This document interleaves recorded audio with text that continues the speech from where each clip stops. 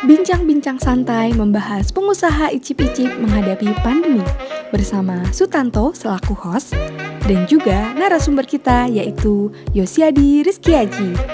Selamat menyaksikan. Selamat siang teman-teman, hari ini saya Sutanto. Saya akan menginterview dari owner dari Icip-Icip yang bergaya dengan kontainer.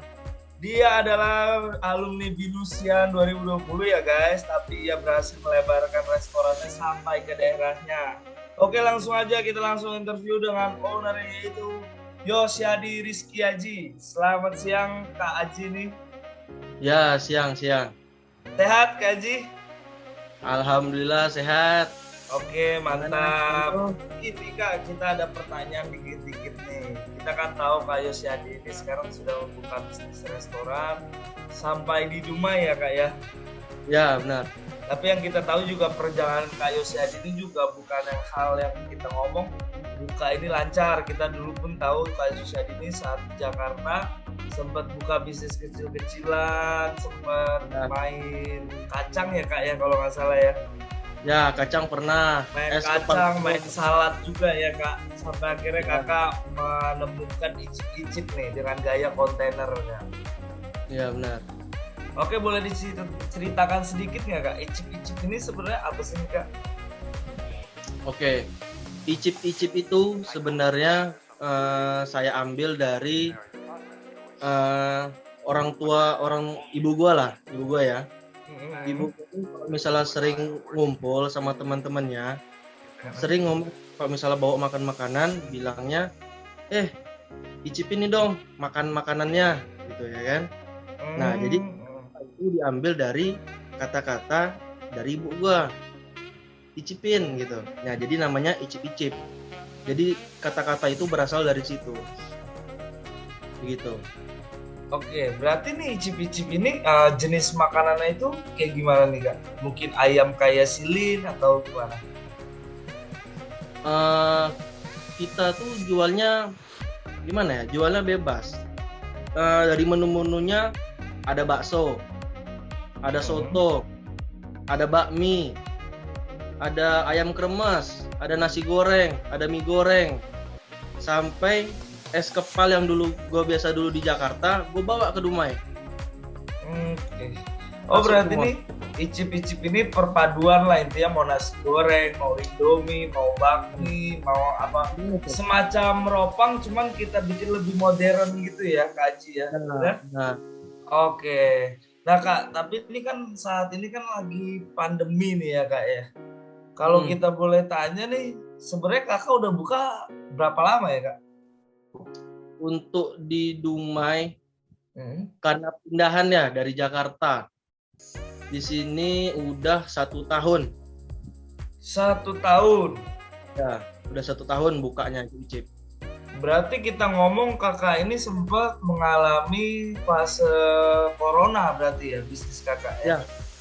Sempat mengalami dampak nggak sih Kak sebenarnya Kak?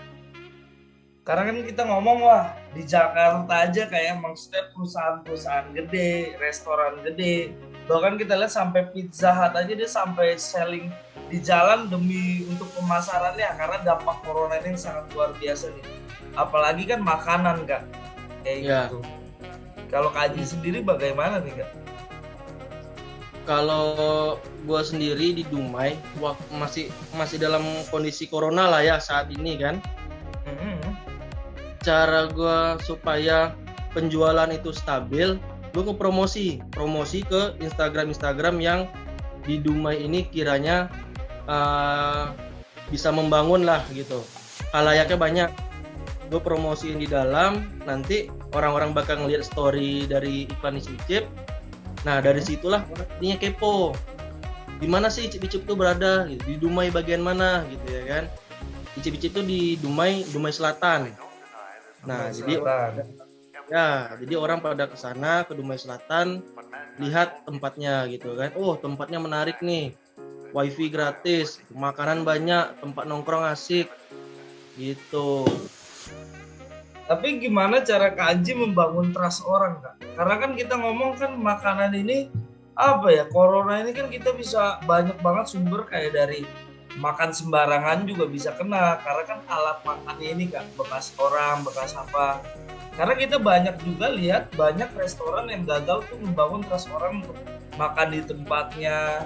Sedangkan kan kalau konsep Kaji ini lebih arah untuk arah nongkrong, bukan untuk arah take away Kak. Jadi icip-icip mematuhi protokol kesehatan, ya kan? Pernah waktu itu datang orang Satgas Covid datang ke icip-icip.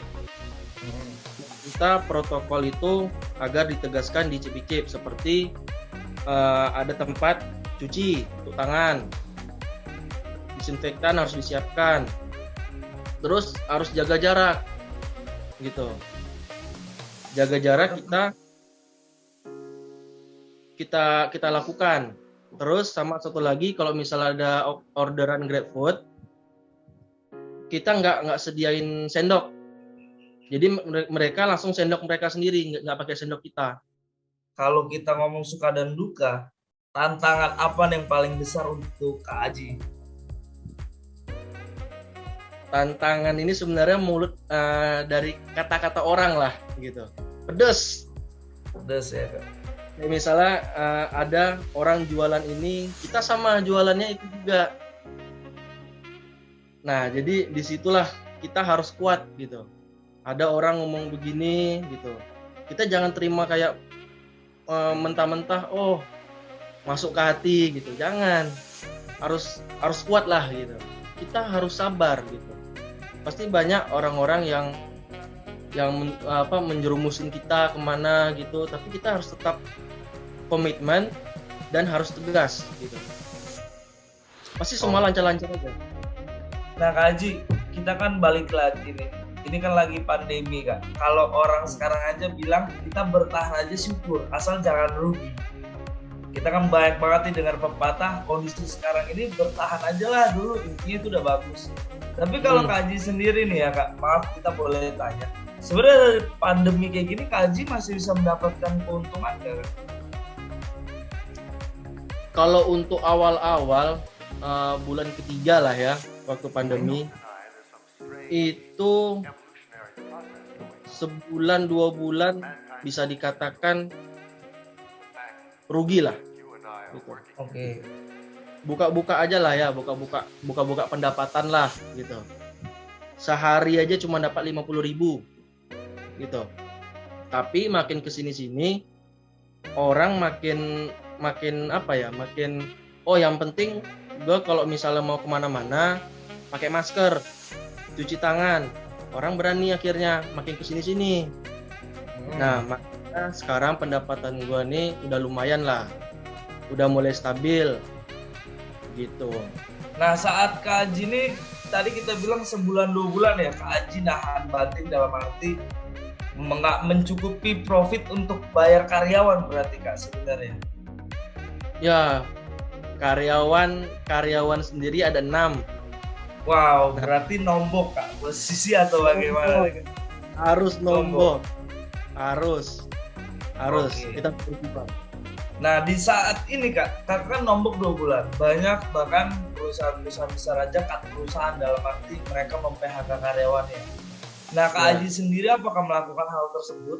Atau emang Kak Haji tetap menjalani, dan triknya gimana Kak? Saat Kakak mengalami kerugian ini, apa sih yang Kakak lakukan gitu? Ya jadi gue punya karyawan tuh 6.